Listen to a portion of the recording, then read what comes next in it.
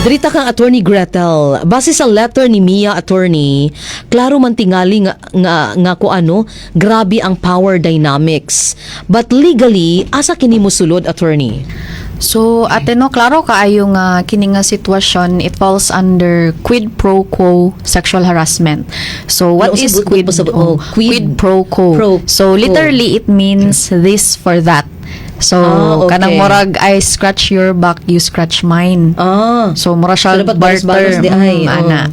So, under RA 7877 or also known as Anti-Sexual Harassment Act of 1995, sexual harassment exists when a person in authority makes sexual advances or requests for sexual favors in exchange for grades, benefits, or privileges.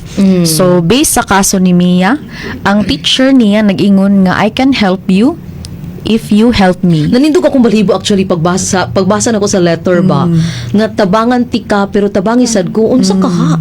Maog yun. Di ba murag anyway, sige attorney. Nag-escalate na gid siya ate.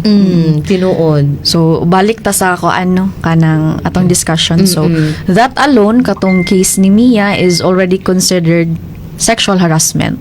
So, as what we can observe sa letter ni Mia, there are clearly signs of sexual advances or favors in exchange for grades. Dungan pa, Doc, no, sa kiingon ni Attorney Gretel, ang mga unwanted comments, suggestive statements, or repeated attempts to pressure Mia, bisan walay physical contact, covered gihapon sa harassment.